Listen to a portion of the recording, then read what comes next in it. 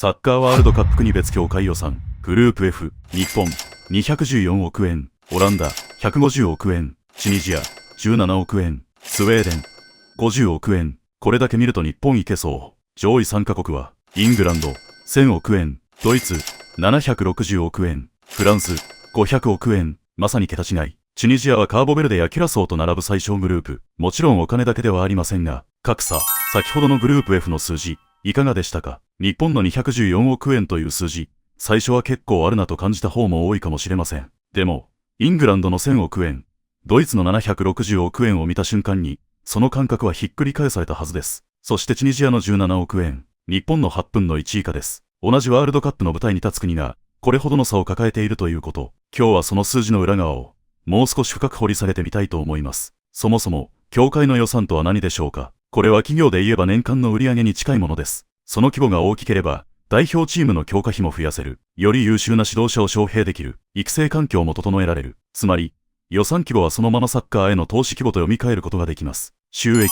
では、日本サッカー協会、略して JFA は、その214億円をどこから集めているのでしょうか？最大の収入源は、スポンサー収入です。JFA は2023年、電通との間で8年間にわたるパートナーシップ契約を結んでいます。金額は非公表ですが、業界の推計では8年総額で350億円規模とされています。つまり1年あたり40億円を超える計算になる。これが収入全体の約半分を占める、最も重要な柱です。次が放映権収入とチケット収入です。日本代表の試合はテレビやネットで大きな視聴率を集めます。その権利料が協会に入ってくる。ワールドカップアジア予選、アジアカップ、そして国際親善試合。これらすべてが収益機会です。3番目が登録料です。サッカーをしている子供たちや大人が、チームに登録する際に支払う費用。これが全国から積み上がると、年間で20億円を超える規模になります。さらに FIFA からの分配金があります。ワールドカップに出場すると、FIFA から準備費用として数億円が支給されます。本大会での成績によってはさらに増える。これについては後ほど詳しく見ていきます。こうして収入構造を並べてみると、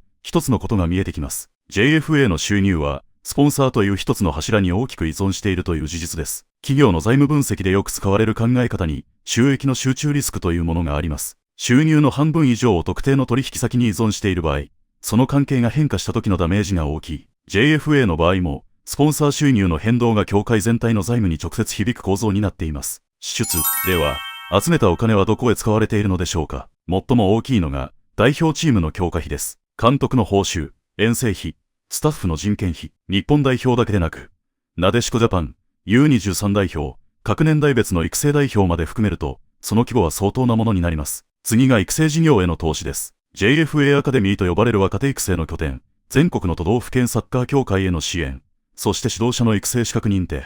これらは今すぐ結果が出るものではありませんが、10年後20年後の日本サッカーを形作る投資です。さらに注目すべきは WE リーグへの支援です。女子プロサッカーリーグの運営を下支えするための費用が JFA の支出に含まれています。2025年度の予算ではここを手厚くすることが示されており、女子サッカーの底上げを明確に意識した予算編成になっています。施設の維持整備費も見逃せません。JFA が運営するナショナルトレーニングセンター、高校選手権や天皇杯の大会運営費、こうしたサッカーのインフラを維持するコストも予算の中に含まれています。ところで、2023年度の JFA は少し特殊な年でした。収入が約292億円に達し、67億円を超える黒字を計上しています。ただし、この数字には注意が必要です。東京文京区にあった JFA ハウスという事務所ビルを売却した益が含まれているからです。これは岩橋さんを現金に変えた一時的な特殊要因。本業の収支で見ると、実態は通常の範囲に収まります。財務諸表を読むときに、こうした一時要因を見抜けるかどうかが、数字の本質を理解する上で重要なポイントになります。年俸。ここで視点を少し変えて、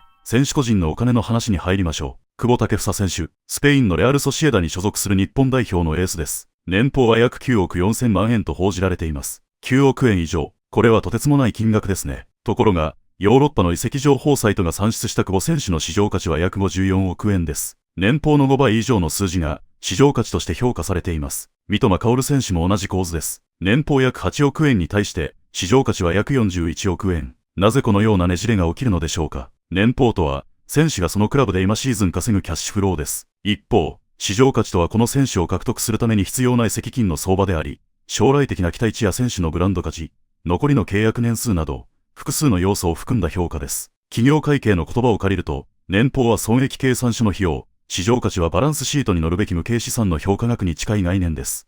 優れた選手というのは、単に今を稼ぐ存在ではなく、将来のキャッシュフローをも生み出す資産として評価されています。比較として、アルナスルのクリスティアーノ・ロナウドの年俸は約346億円とされています。久保選手の約37倍です。この差は何を意味するのか、実力の差だけではありません。リーグの放映権収入の規模、クラブのビジネスモデル、選手のグローバルなブランド価値、サッカー選手の報酬は、複合的な経済構造の上に成り立っています。賞金。さて、今年のワールドカップの賞金について見てみましょう。2026年の北中米ワールドカップ、出場国が32から48に拡大されたこともあり、賞金総額は約1390億円になりました。2022年のカタール大会の約616億円と比べると、実に2倍以上です。内訳を見てみましょう。優勝チームには約78億円、準優勝は約51億円、3位が約45億円、ベスト8で約30億円、ベスト16で約23億円、そしてグループリーグで敗退したチームにも、約14億円から16億円が支給されます。さらに、出場48カ国すべてに対して、大会前の準備費として約4億円が別途支給されます。つまり、一次リーグで全敗して帰国することになったとしても、協会には約16億円を超える収入が入ってくる計算になります。ここで先ほどの JFA の予算と重ねてみてください。JFA の年間収入は約214億円です。仮に日本代表がワールドカップでベスト8に入れば、それだけで約30億円が入ってくる。1年間の本業収益の約 14% に相当する金額が、1大会の結果として上乗せされるのです。財務的な観点では、これは特別利益に近い性質のものです。本業の稼ぎとは別に、パフォーマンスに連動して発生する収益。協会にとって W 杯は、単なる名誉の舞台ではなく、財務計画に直結する重大なイベントでもあります。強弱。では、最終的な問いに戻りましょう。お金があれば、強くなれるのでしょうか。イングランドの協会予算は1000億円。しかし直近のワールドカップ成績はどうか。ドイツも760億円を持ちながら、カタール大会ではグループリーグで敗退しました。一方、モロッコは協会予算が約80億円とされていますが、カタール大会でベスト4に入りました。数字だけ見ると、お金と強さは比例しないと言いたくなる。ただし、それは正確ではありません。より正確に言えば、お金は強くなるための必要条件だが、十分条件ではないということです。予算があれば、より良い環境を整えられる。より多くの試合を経験できる。より優秀な指導者を招ける。しかし、それを使いこなす組織の文化、選手の精神的な強さ、戦術的な整合性、そしてチームとしての一体感は、お金では買えません。サッカーに限らず、あらゆるビジネスでも同じことが言えます。資金調達に成功した企業が必ずしも成功するわけではない。資本という条件を活かせるかどうかは、組織の質にかかっています。展望。最後に少し、視野を広げてみましょう。今回のワールドカップでは、出場国が48に拡大されました。FIFA の収入も大幅に増加し、その一部は世界中の加盟協会に再分配されます。つまり、ワールドカップに出場していない国の協会にも、一定の資金が流れる仕組みになっています。これはサッカー界全体の底上げを意図した設計です。財政的に厳しい途上国の協会にも資金が届くことで、育成環境が少しずつ整っていく。その結果として、10年後20年後に思わぬ国が競合として台頭してくる可能性があります。チュニジアの17億円という数字を最初に見たとき、これでワールドカップに出られるのかと感じた方もいたかもしれません。でも今日の話を経て、その数字の意味は少し違って見えてきたのではないでしょうか。17億円という制約の中で最大の結果を出そうとする組織の知恵と意志。それもまた、数字が語るサッカーの物語です。サッカーのお金の話は、スポーツビジネスの縮図でもあり、経済構造の縮図でもあります。数字を正確に読むことで、スタジアムの外側にある、もう一つの試合の姿が見えてきます。